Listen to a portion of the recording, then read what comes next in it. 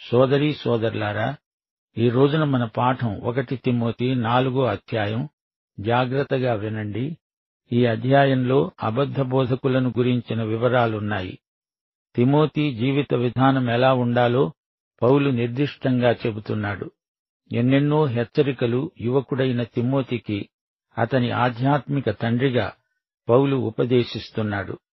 కడవరి దినాలలో కొందరు అబద్ధికుల వేషధారణ వలన మోసపరిచే ఆత్మలయందు, దయ్యాల బోధయందు లక్ష్యముంచి విశ్వాస భ్రష్టులవుతారని ఆత్మ తేటగా చెబుతున్నాడు.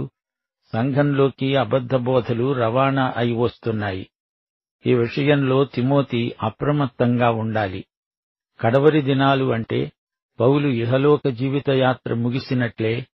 పౌలు తదనంతరం తప్పుడు బోధలతో కొందరు గొర్రె చర్మం కప్పుకున్న తోడేళ్లలాగా సంఘంలో ప్రవేశించబోతున్నారు. ఈ సంగతి పసిగట్టి పౌలు హెచ్చరిక చేస్తున్నాడు. యోహాను వీరినే అంత్యక్రీస్తులు అన్నాడు. క్రీస్తు విరోధి కల్పించిన బోధలు సంఘంలోకి దొడ్డిదోవన వచ్చేశాయి. ప్రజలను విశ్వాస మార్గము నుండి పెడతోవ పట్టించే బోధలు దిగుమతి అయి రావడం అపోస్తలిక ప్రముఖుడైన పౌలు గుర్తించాడు. అందుకే పౌలు హెచ్చరిక, అంత్యదినములలో అపాయకరమైన కాలములు వస్తాయని తెలుసుకో. యేసు ప్రభువు సంఘాన్ని ఎత్తుకొని పోయే వరకు అంత్యదినాలని మనం గ్రహించాలి. అయితే ఇప్పుడు పౌలు తన చివరి దినాలలో ఎఫెసు సంఘంలో ప్రవేశించే సిద్ధాంత భ్రష్టత్వాన్ని గురించి హెచ్చరిస్తున్నాడు. 2 తెస్సలోని పత్రిక 2వ అధ్యాయంలో కూడా ధర్మవిరోధి తెచ్చిపెట్టే తప్పుడు బోధను పౌలు పూర్తిగా ఎండగట్టాడు. యేసు ప్రభువు వస్తాడు, సంఘం ఎత్తబడుతుంది. అయితే భ్రష్ట సంఘం ఇక్కడే మిగిలి ఉంటుంది. వీరు సత్యము నుండి తొలగిపోయిన భ్రష్టులు. అపిస్టమి అనే గ్రీకు మాటకు అర్థం దూరమైపోవడం, తప్పుదారి పట్టటం. ఎక్కడ తొలగిపోయావో, ఎక్కడికి వచ్చావో ఈ 2 బిందువులను నిర్దేశించి చూపుతూ పౌలు అపిస్టమి అనే మాటను వాడాడు. మొదట సత్యమందే ఉన్న వీరు అందులో నుండి తొలగిపోయి ఇప్పుడు దుర్బోధలకు ఉపక్రమించారు. అపిస్టమి. విశ్వాసము నుండి, కృప నుండి తొలగిపోయిన వీరిని గురించి తిమోతి చాలా జాగ్రత్తగా ఉండాలి. వారు అబద్ధికులు, వేషధారులు. మోసపరిచే ఆత్మలు వారిలో ఉన్నాయి. వారి బోధలు దయ్యాల బోధలు.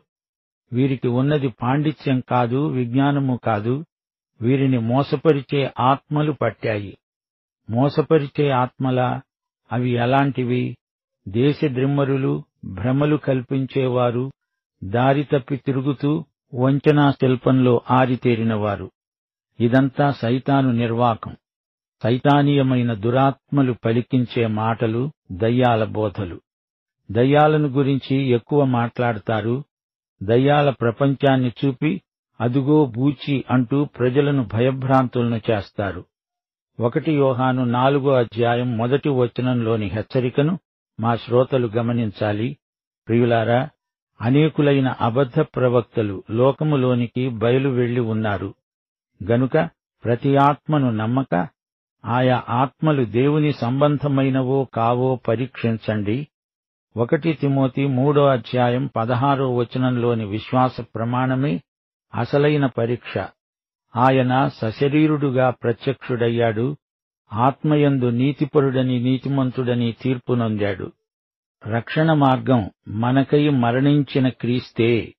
దయ్యాల బోధను ఇదే గీటురాయి మీద పెట్టి పరీక్షించాలి. విశ్వాసులలో కొందరు దయ్యాల బోధపై ఆసక్తి చూపుతున్నారు. దయ్యాలను గురించిన మర్మాలు చెప్పేవారి వెంట ఈ అమాయకులు పరిగెత్తుతున్నారు. మోసపోవద్దని పౌలు హెచ్చరిస్తున్నాడు. క్రీస్తు దేవత్వం వెలుగులో ఈ బోధలను పరీక్షించాలి. యేసు శిలువ మీద మన కోసమై చేసిన విమోచన కార్యమే మన రక్షణకు ఆధారం. 2వ వచనం, ఆ అబద్ధికులు వాతవేయబడిన మనస్సాక్షి గలవారై వివాహమును నిషేధిస్తూ సత్య విషయమై అనుభవజ్ఞానము గల విశ్వాసులు కృతజ్ఞతాస్తుతులు సమర్పించి పుచ్చుకునే నిమిత్తము దేవుడు సృజించిన ఆహార వస్తువులను కొన్నిటిని తినడం మానాలని చెబుతారు. ఈ కపట బోధకులు వేషధారులు. మతభక్తి ఉన్నట్లు నటిస్తారు. దేవుని వాక్యమంతా తమకే తెలుసునన్నట్లు ప్రగల్భ పాండిత్యాన్ని ఒలకబోస్తారు. తాము ఏది కాదో అదే అయి ఉన్నట్లు వేషధారుల వలె మాట్లాడతారు. వారు మాట్లాడేదంతా అబద్ధమే. కాల్చిన కడ్డీతో వీరి మనస్సాక్షి వాత పెట్టబడినట్లే ఉన్నది. విశ్వాసము, ప్రేమ, మంచి మనస్సాక్షి అనే ఈ 3 గుర్తులు సంఘంలో ప్రతి విశ్వాసికి ఉండి తీరాలి. మన మనస్సాక్షి మృదువైనది అయి ఉండాలి. యేసు ప్రభు ఈ లోకంలో ఉన్నప్పుడు కొందరు అప్పటికే మార్మిక మత ఉద్యమాలలో చేరిన యూదులున్నారు. నాడు నేడు మర్మయోగులమంటూ కొందరు పనిచేస్తూనే ఉన్నారు. పెండిండు చేసుకోకూడదనే బోధ ప్రచారంలో ఉంది. మృత సముద్ర తీరాన ఒక సన్యాసుల గుంపు ఉండేది. వీరిని ఎస్సీనులు అంటారు. ఆ ప్రాంతాలలోనే త్రవ్వకాలలో గ్రంథపు చుట్టలు దొరికాయి. యెషయా గ్రంథపు చుట్టలివి. క్రైస్తవ ఉద్యమం ప్రారంభ దశలోనే కొందరు సన్యాసులై ఆ గ్రంథపు చుట్టలలోని బోధల ప్రకారం వివాహం నిషిద్ధమని బోధించసాగారు. కొన్ని ఆహార పదార్థాలు నిషిద్ధమని ప్రచార ప్రబోధాలు కొనసాగించారు. ఇవి వాక్యానుగుణమైన బోధలు కావు. కొన్ని ఆహార పదార్థాలను మానివేస్తే దేవునికి సన్నిహితులమవుతాము అని బోధించారు. తినకూడనివి తింటే కడుపు నొప్పి వస్తుంది, అంతేకాని దానికి భక్తి జీవితానికి ముడిపెట్టడం కేవలం తప్పుడు బోధ. వీరి భక్తి అంతా కూటికుండలో ఉన్నట్లు ధ్వనిస్తోంది. 4-5 వచనాలు. దేవుడు సృజించిన ప్రతి వస్తువు మంచిదే. కృతజ్ఞతాస్తుతులు సమర్పించి పుచ్చుకొనిన ఎడల ఏదీ నిషేధింపదగినది కాదు. ఏలయనగా అది దేవుని వాక్యము వలన, ప్రార్థన వలన పవిత్రపరచబడుతున్నది. ఏ ఆహారాన్ని దేవుని వాక్యం నిషేధించదు. ప్రతి విధమైన ఆహారాన్ని విశ్వాసుల కోసం పవిత్రీకరిస్తుంది. దేవునికి కృతజ్ఞతాస్తుతులు చెప్పి ప్రార్థించుకో. ఆహారం నీ కడుపు కోసం పవిత్రపరచబడుతుందని బైబిలు మనకు హామీ ఇస్తున్నది. మన ఆరోగ్యానికి భంగకరమైనవి తిని దేవుణ్ణి శోధించకుండా జాగ్రత్త పడండి, అది చాలు. 6వ వచనం నుండి తప్పుడు బోధలను గురించి, సంఘ నాయకులు తీసుకోవలసిన చర్యలను గురించి పౌలు రాస్తున్నాడు. ఈ సంగతులను సహోదరులకు వివరించిన ఎడల నీవు అనుసరిస్తూ వచ్చిన విశ్వాస సుబోధ సంబంధమైన వాక్యముల చేత పెంపారుతూ క్రీస్తు యేసుకు మంచి పరిచారకుడవై ఉండు. తిమోతి సంఘమందలి విశ్వాసులను మేల్కొలపాలి. సహోదరులకు ఈ సంగతులను వివరించి విడమర్చి చెప్పాలి. విశ్వాస సుబోధ సంబంధమైన వాక్యాలనే తిమోతి యథాప్రకారం అనుసరించాలి. అతని ఆధ్యాత్మిక శీలం ఆ విధంగానే పెంపారుతుంది. తిమోతి మంచి పరిచారకుడు అని యేసు ప్రభువు మెచ్చుకోవాలి. మనుషుల మెప్పు కాదు. తిమోతికి విశ్వాసమున్నది, సత్య సిద్ధాంతం ఉన్నది. అతడు స్థిరంగా నిలవబడాలి. తప్పుడు బోధల తాకిడికి తట్టుకొని నిలవాలి. మనం తినే తిండి కాదు, విశ్వాస సుబోధ సంబంధమైన వాక్యములే మన ఆత్మకు బలవర్ధకమైన ఆహారం. దానివల్లనే మన సౌశీల్యం పెంపారుతుంది. 7వ వచనం. అపవిత్రమైన ముసలమ్మ ముచ్చటలను విసర్జించి దేవభక్తి విషయములో నీకు నీవే సాధకము చేసుకో. ముసలమ్మలకు పనేమీ లేదు. నాటు వైద్యాలు, మోటు సామెతలు చెబుతూ ఉంటారు. కొన్ని విచిత్రమైన అలవాట్లను, అభ్యాసాలను మనకు నేర్పాలని చూస్తారు.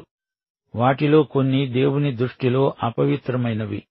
దేవభక్తి ఇతరుల అనుకరణ కాకూడదు.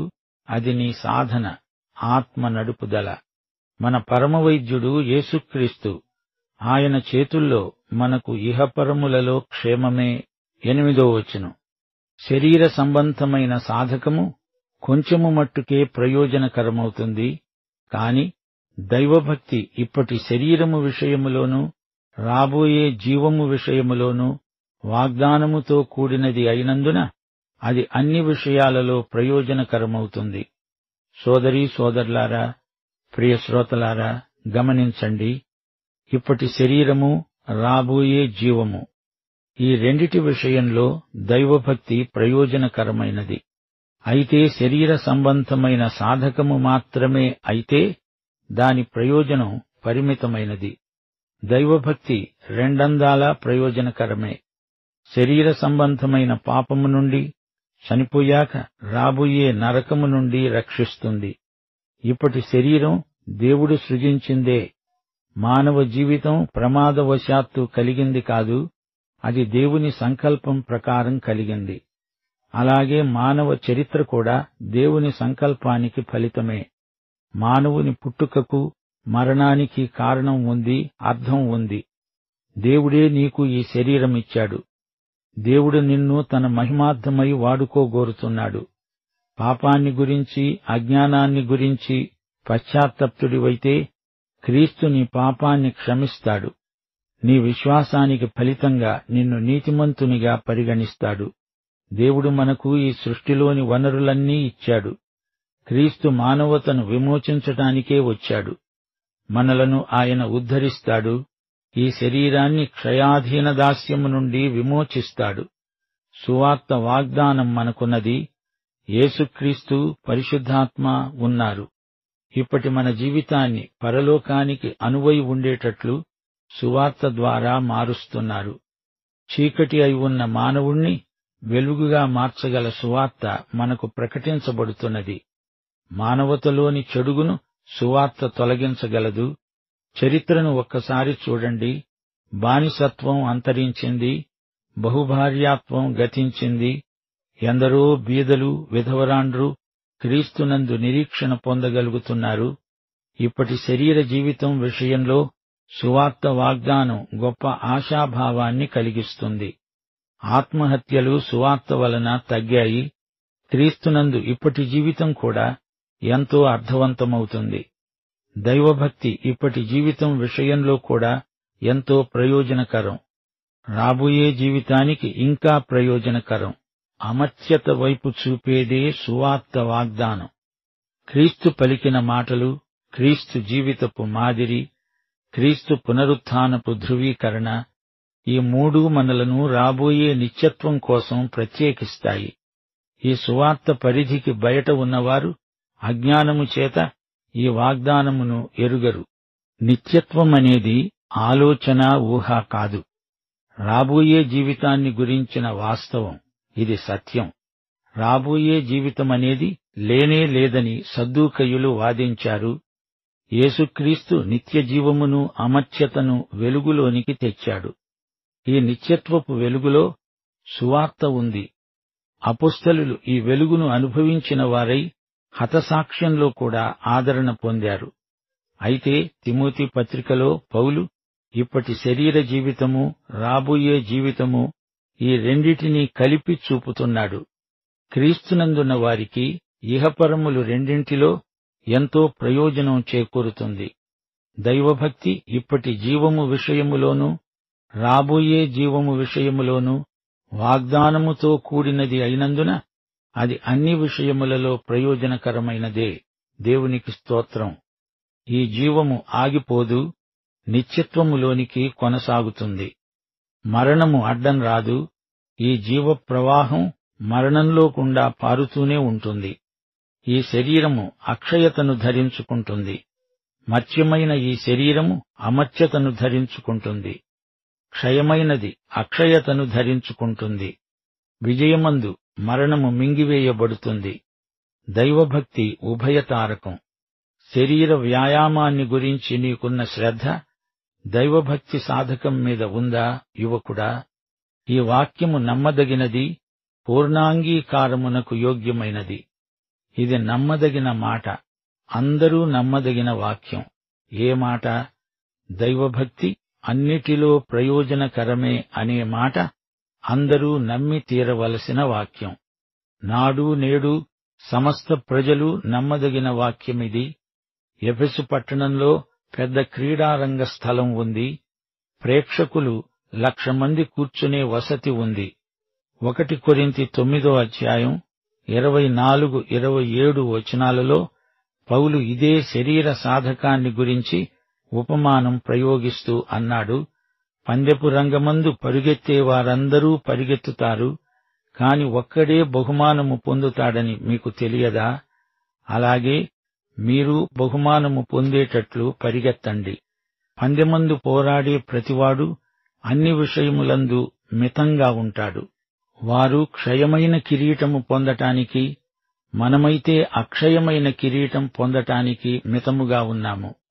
నేను గురిచూడని వానివలే పరిగెత్తేవాడను కాను, గాలిని కొట్టినట్లు నేను పోట్లాడడం లేదు.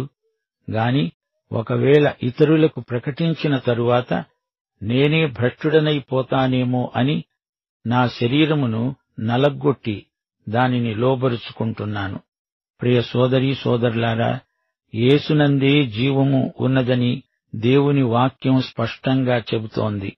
10వ వచనంలో పౌలు అంటున్నాడు, ఇందు నిమిత్తము ప్రయాసముతో పాటుపడుతున్నాము. ప్రయాసపడుతూ అనేక శ్రమలను ఓర్చుకుంటున్నాము. అనగా దేవుని వాగ్దానమును బట్టి నేను నా తోటి వారితో శ్రమపడుతున్నాను. అనేకమైన నిందలను భరిస్తున్నాను. అంతియొకయ్య, ఈకొనియ, లుస్త్రా అనే పట్టణాలలో పౌలుకు హింసలు, ఉపద్రవములు ఎన్నో కలిగాయి. అదంతా తిమోతికి బాగా తెలుసు. అనేక పర్యాయాలు పౌలు చెరసాలలో ఉన్నాడు. అపరిమితముగా దెబ్బలు తిన్నాడు. అనేక మారులు ప్రాణాపాయముతో ఉన్నాడు. 5 సార్లు, ప్రతిసారి 39 దెబ్బలు తిన్నాడు. బెత్తాలతో, రాళ్లతో కొట్టబడ్డాడు. ఓడ పగిలి శ్రమపడ్డాడు. రాత్రింబగళ్లు సముద్రములో గడిపిన రోజులున్నాయి. ప్రయాణాలలో, నదుల వల్ల, ఆపదలలో, దొంగల వల్ల, స్వజనుల వల్ల, ఇతరుల వల్ల, పట్టణములో, అరణ్యములో కపట సహోదరుల వల్ల, జాగరణము, ఆకలి దప్పులు, ఉపవాసాలు, దిగంబరత్వము, ఈ బాధలన్నీ తాను అనుభవించాడు. ఇవన్నీ సునాయాసంగా అనుభవించగలిగాడంటే సజీవ దేవుని వాగ్దానాలపై నిలిచాడు కాబట్టే. జీవము గల దేవుని యందు నిరీక్షణ గలవాడు గనుక శ్రమలు సహించగలిగాడు. ఆయన మనుష్యులందరికీ రక్షకుడు, మరి విశేషముగా విశ్వాసులకు రక్షకుడు అయిన జీవము గల దేవుడు. యేసు సమస్త మానవతకు రక్షకుడు.